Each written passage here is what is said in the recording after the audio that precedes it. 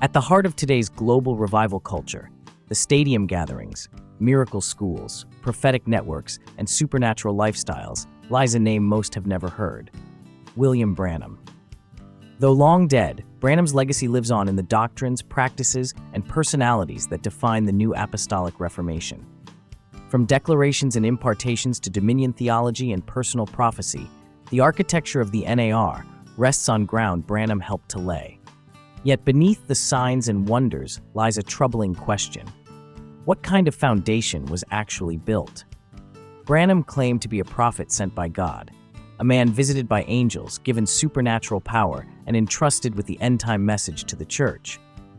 Those who attended his meetings claimed to have seen miracles, secret revelations, and the uncanny ability to read the thoughts and intents of their hearts.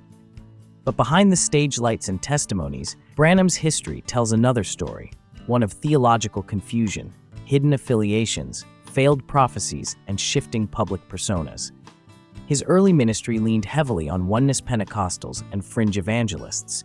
His teachings blurred the line between biblical truth and mystical speculation.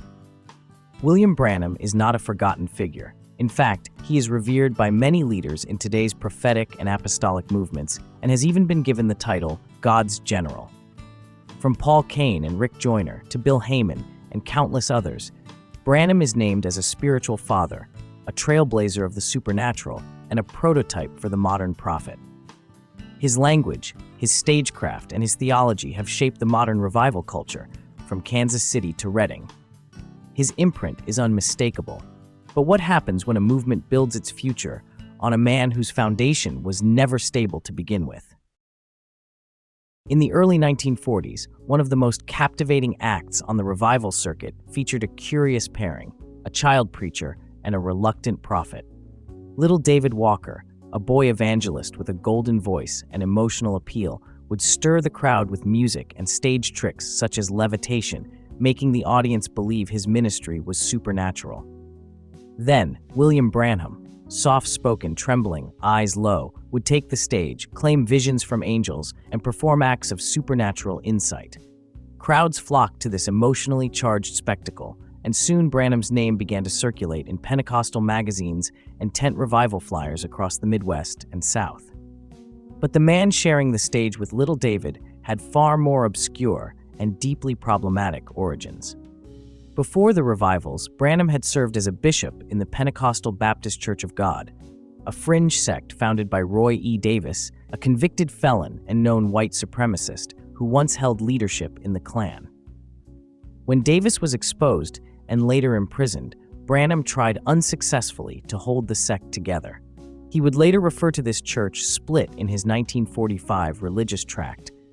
"I was not disobedient to the heavenly vision," though he carefully avoided naming Davis, acknowledging his criminal record, or mentioning his leadership in white supremacy.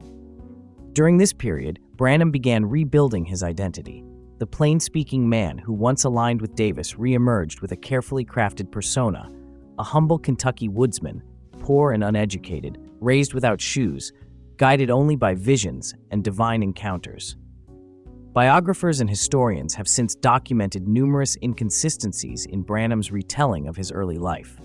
In effect, he began writing his own mythology, a kind of Pentecostal Huckleberry Finn, designed to charm rural audiences and shield himself from scrutiny. He eventually altered his birth year, changed details of his name, and recreated his childhood stories, transforming the bustling Casino River city of Jeffersonville into the backwoods of Kentucky. His breakout moment came in 1945 when he connected with W. E. Kidson, a oneness Pentecostal editor who published Branham's sermons and promoted his meetings. Promoted by powerful figures in the emerging United Pentecostal movement, Branham began touring extensively. His blend of prophecy, healing, and mysticism attracted thousands. Newspaper reports from the time describe multiple men carrying large cases of money from revival venues, a sign of the staggering financial power behind his ministry, even as Branham continued to present himself as a penniless prophet. This combination of strategic alliances, stagecraft, and myth-making allowed Branham to move from fringe obscurity into the national spotlight. Yet his teachings, affiliations, and ethical contradictions were never fully examined. only celebrated. From the poor and feeble attending the revivals to the leaders of the movement, all were more interested in the stage act Branham had created than in whether his doctrines were scripturally sound. By the late 1940s, William Branham was no longer a novelty on the revival circuit. He was a sensation. His meetings drew massive crowds, often overflowing into the streets. Branham was billed as a prophet, a healer, and a man sent from God to usher in a new spiritual age. Audiences arrived expecting miracles, and Branham delivered, or so it seemed. Carefully staged entrances, hushed tones, and supposed discernment of names and diseases written on so-called prayer cards set the tone. But beneath the dramatic atmosphere was a calculated system of emotional manipulation, recycled narratives, and unverifiable claims. One of the key features of Branham's revivals was his use of positive confession, a theological and psychological tactic that would later become central to the Word of Faith movement. Attendees were told to believe they were healed and to declare it out loud, regardless of how they felt. Confession was equated with faith. Doubt was considered a sin. Under the weight of expectation, social pressure, and the hype of the event, many claimed instant healings, only to later succumb to the very illnesses they had spoken away. Branham rarely followed up. Newspapers reported hundreds of people arriving on crutches and in stretchers, and leaving on those same crutches and stretchers. Reports began to surface that the same healing testimonies were appearing in multiple cities, sometimes with the same names, same conditions, and same dramatic delivery. Individuals who had been healed in one revival were presented as new miracles in another. These duplications weren't incidental. They appeared to be part of a performance cycle designed to maintain the illusion of consistent supernatural power. Branham also made dramatic claims of supernatural feats, including raising the dead. In a 1947 sermon, he declared, "A man that laid in the morgue, pronounced dead by 3 doctors when I went in, is driving a Pennsylvania locomotive tonight." The man in question was identified as Elijah Perry, a local railroad worker in Jeffersonville, Indiana. Branham's followers said Perry had died in his home and been revived through prayer. However, this story was quickly investigated and overturned. According to the Jeffersonville Evening News, no physician had ever declared Perry dead. His sister confirmed he had been gravely ill in 1939, but had gradually recovered. When questioned by reporters, Perry refused to give a public statement, and no medical documentation was ever produced. Since he was never in the morgue, his testimony would have been devastating for Branham. A telegram from the Winnipeg Tribune asked for basic facts: cause of death, name of the morgue, time of the event, but the newspaper could only respond, "We could not substantiate this reported phenomenon." As his fame spread, Branham's teachings began to shift. He preached less about Christ and more about himself, his angelic commission, his visions, his role in God's final plan. He spoke in cryptic language about dispensations, mysteries, and the serpent's seed, the racist doctrine that fueled hate groups of the era. While early Pentecostal preachers called sinners to repentance, Branham called audiences to recognize his authority. He was no longer just a preacher, he had become the message. This blend of hype, mysticism, and unchallenged authority would become the model for an entire generation of charismatic leaders, and it was only just beginning. In 1948, just as William Branham's national fame was surging, a new spiritual movement erupted from a Bible school in North Battleford, Saskatchewan. Known as the Latter Rain Movement, it began as a spontaneous outbreak of prophecy, laying on of hands, and charismatic fervor. But behind the scenes, its theology and methods were being shaped by a single dominant influence: William Branham. Although Branham never formally aligned himself with the Latter Rain organization, his imprint was everywhere.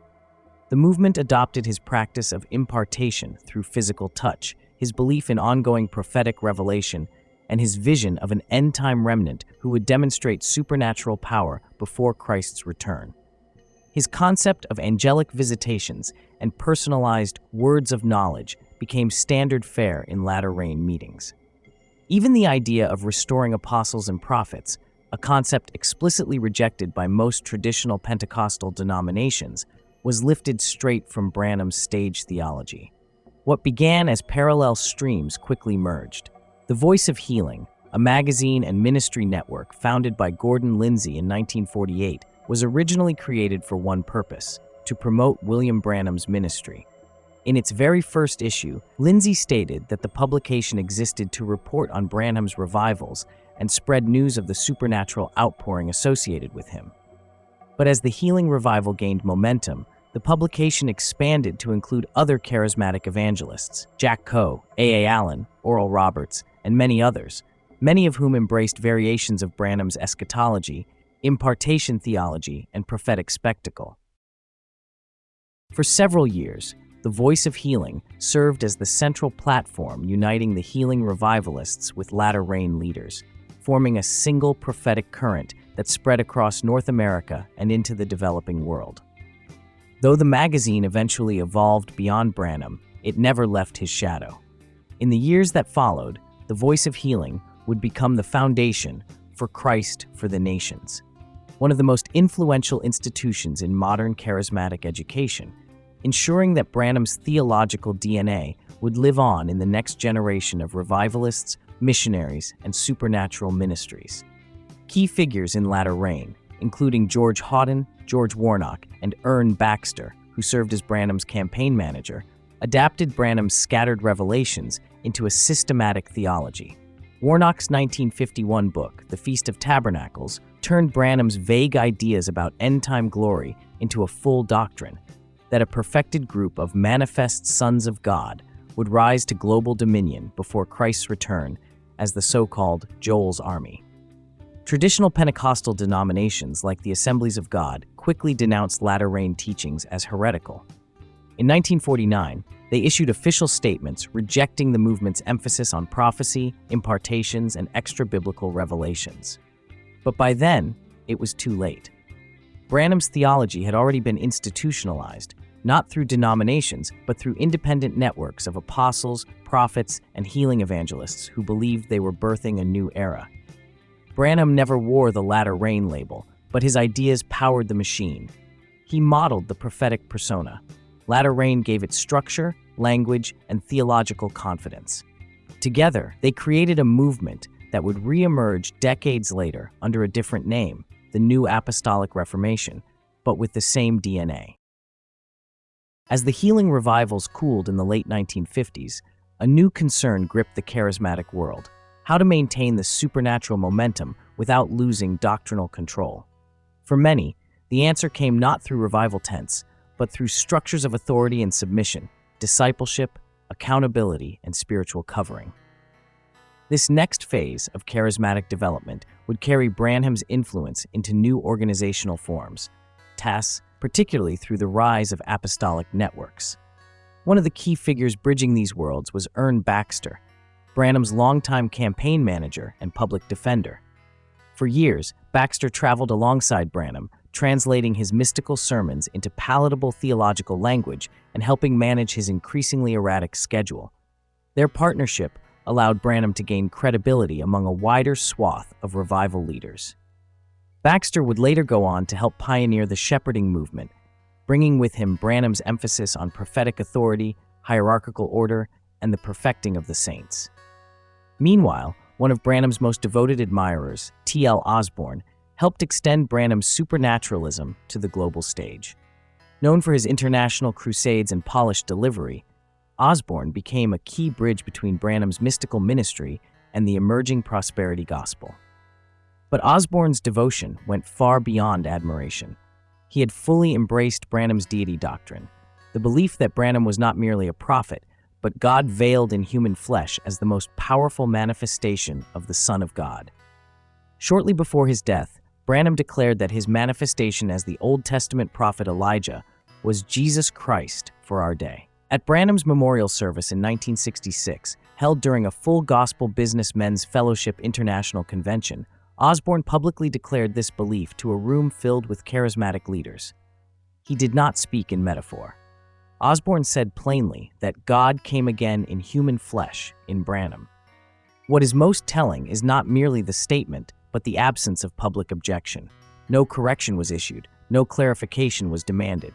None of the leaders of the emerging charismatic movement refuted the claim.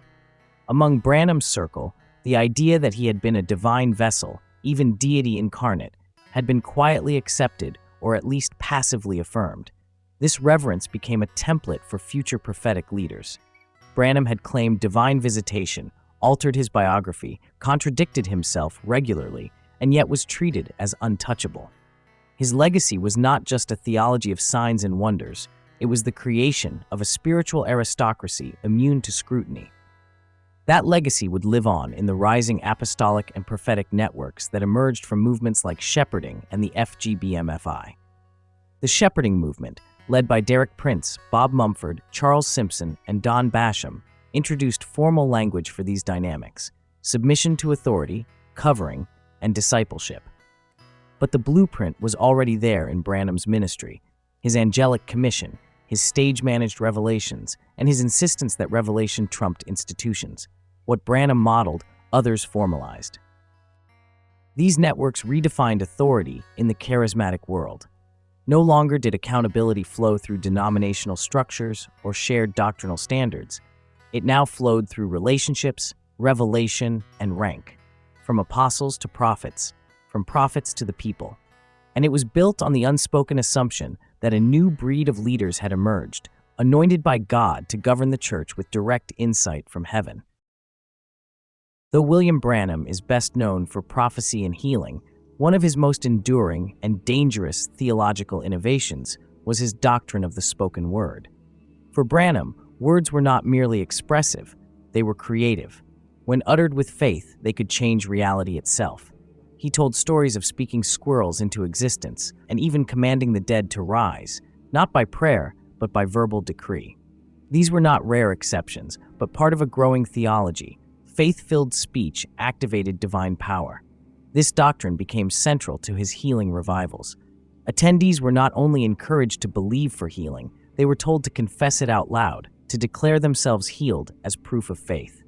To admit symptoms was to admit unbelief. As a result, thousands claimed healings that never occurred, pressured by spiritual suggestion and social expectation. Many later died of the very illnesses they had spoken away, but the revival had already moved on. It was T.L. Osborn, Branham's disciple and global evangelist, who first popularized this theology on the international stage. Through massive crusades in Africa, Asia, and Latin America, Osborn preached that healing, salvation, and breakthrough could be claimed through spoken faith. His widely distributed materials taught believers to declare their healing, confess victory, and speak change into existence, echoing Branham's spoken word model, though with smoother delivery and broader appeal. But it was Kenneth Hagin who would later give this belief systematic form. Though Hagin claimed to receive his teachings through divine revelation, many of his core doctrines, including faith confessions, revelation knowledge, and words as containers of power, had already been modeled by Branham and disseminated by Osborn. Hagin took those charismatic intuitions and organized them into a repeatable theology, giving birth to what would become known as the Word of Faith movement. Later leaders like Kenneth Copeland, Fred Price, and Creflo Dollar would take these principles to global television audiences, turning Branham's stage theology into a lifestyle gospel. Throughout the 1960s and 70s, the Full Gospel Businessmen's Men's Fellowship International played a key role in spreading these teachings. In hotel ballrooms and convention halls, businessmen turned preachers taught one another how to speak prosperity into existence, declare financial breakthrough, and claim supernatural healing, all using the same basic formula pioneered under Branham's tent. The supernatural was no longer about waiting on God, it was about activating results through the right words. Branham had once stood alone on the platform, speaking things into existence as a man of power. Now, an entire movement had been trained to imitate him, not just his claims, but his methods.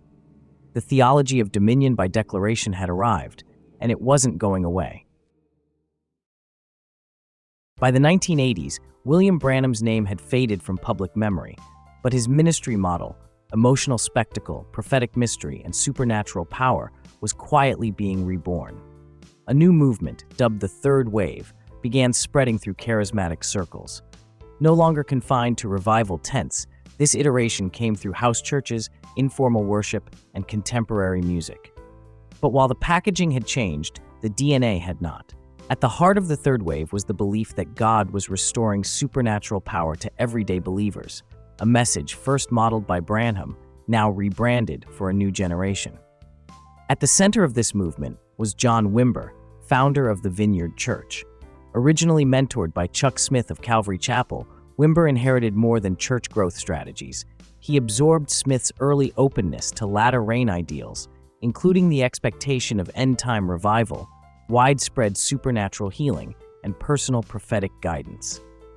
Though Calvary Chapel would later distance itself from such extremes, Smith's early flirtation with the healing revival stream left a lasting mark on Wimber's theology. Wimber's trajectory was further shaped by Lonnie Frisbee, the flamboyant evangelist often called the hippie preacher of the Jesus movement. During the early 1970s, Frisbee lived in Fort Lauderdale, where he was personally discipled by Don Basham, one of the founders of the emerging shepherding movement. Living in an apartment provided by shepherding leaders, Frisbee was exposed to the core teachings on spiritual authority, submission to covering, impartation through personal touch, and hierarchical relationships. Though Frisbee's mystic, nonconformist approach often clashed with their rigid discipline, and he would later drift from strict shepherding structures, the movement's imprint remained deep, especially in his belief that the anointing could be transmitted directly through prophetic figures. When Frisbee laid hands on Wimber's congregation in 1980, triggering mass spiritual manifestations, shaking, falling, speaking in tongues, it was not merely a spontaneous outpouring, it was the practical outworking of shepherding impartation theology fused with Branham-style supernaturalism. Wimber, initially skeptical, embraced this new power ministry model, permanently altering the Vineyard's trajectory and planting seeds for the global third wave. This atmosphere of emotional intensity and mystical power would later culminate in the Toronto Blessing, which broke out in 1994 at the Toronto Airport Vineyard Church under John and Carol Arnott. There, attendees collapsed, laughed uncontrollably, barked like animals, and staggered under spiritual power. It was billed as revival, a new wine of the Spirit. But for those with historical memory, it echoed the emotionally charged, mystically suggestive environments Branham had perfected decades earlier. Though Branham himself had not openly encouraged chaotic manifestations, he had normalized revival atmospheres where emotional volatility and divine encounter became indistinguishable. Meanwhile, the Kansas City prophets, including Bob Jones, Paul Cain, and Mike Bickle, resurrected Branham's model of prophetic elitism. Paul Cain, Branham's protege, was revered as a father figure among the Kansas City leaders. He prophesied the rise of Joel's Army, an end-time company of miracle workers, echoing the manifest sons of God theology Branham had popularized. Cain's mystical revelations, authoritarian pronouncements, and spiritual mystique closely mirrored Branham's methods, and his moral failures were similarly covered over rather than confronted. By the mid-1990s, Branham's influence had fully resurfaced, embedded in a new generation of prophets and apostles who modeled his emotional spectacle, his authoritarian revelation, and his blurred line between spiritual hunger and psychological manipulation. And in the city of Redding, California, the final stage was being set. Bethel Church was rising, ready to gather the fragments of Branham's legacy into one dominant global movement. By the early 2000s, charismatic Christianity had become a global force. Signs and wonders, personal prophecy, and supernatural encounters were no longer fringe phenomena, they were mainstream. And at the center of this revival surge stood Bethel Church in Redding, California, led by Bill Johnson. With its sleek music, youthful branding, and miracle-saturated language, Bethel seemed fresh. But under the surface, it was old theology wearing new clothes. What many viewed as innovation was, in truth, a full revival of William Branham's prophetic paradigm, refined, globalized, and uncritically embraced. Johnson's teaching draws heavily from latter rain doctrine, particularly the belief that God is raising up an end-time company of believers who will operate in unprecedented supernatural power. He often speaks of a generation without ceiling, echoing the manifest sons of God motif that believers will one day walk in the full stature of Christ before his return. Healing is no longer a gift, but a right. Prophecy is no longer rare, but expected. Miracles are not occasional. They are teachable, transferable, and activatable. Central to this vision is the Bethel School of Supernatural Ministry, a modern institutional echo of the impartation and deliverance seminars pioneered by Branham and Gordon Lindsay in the 1940s and 50s. During the Healing Revival, Lindsay organized mass training events where believers were taught how to lay hands on the sick, cast out demons, and move in supernatural gifts. Branham's meetings often included impartation lines and demonstrations of spiritual power, framed as transferable anointing. BSSM replicates this structure almost identically, training students through experiential ministry, prophetic activation, and hands-on impartation, with the expectation that supernatural power can be taught, transferred, and scaled. At Bethel, students are encouraged to take risks, speak prophetic words, interpret dreams, and heal the sick as a matter of daily practice. Branham's spoken word theology, once a singular spectacle on a revival stage, has now become curriculum. The environment of expectation, suggestibility, and spiritual hierarchy cultivated in Branham's era has been repackaged in Bethel's modern revival machine. Like Branham, Johnson claims to operate under a divine mandate, often citing heavenly visions and encounters as the basis for doctrine. Like the Kansas City prophets, Bethel leaders speak in riddles, elevate mystical experience over scripture, and treat correction as unbelief. And like the Word of Faith movement, they teach that believers can declare reality into alignment with heaven. At Bethel, latter-rain theology has been resurrected in full, complete with angelic visitations, impartations, prophetic elitism, and dominionist expectations. Yet its polished branding and global worship empire have obscured its origins. Most of its followers have never heard of William Branham, and yet their worldview, practices, and language are built on his foundation. This isn't simply the next step in revival history, it's the full realization of a system that began decades ago. The supernatural culture promoted by Bethel is not new. It is the full flowering of a system seeded by deception, nurtured through emotional manipulation, and structured around prophetic personalities who are never questioned. It began in a tent with William Branham. It has been institutionalized in a school with global reach, and it continues, louder, wealthier, and more influential than ever. All of which raises a very important question. When the power looks real, the passion feels sincere, and the words sound biblical, but the foundation is false, what spirit is really at work?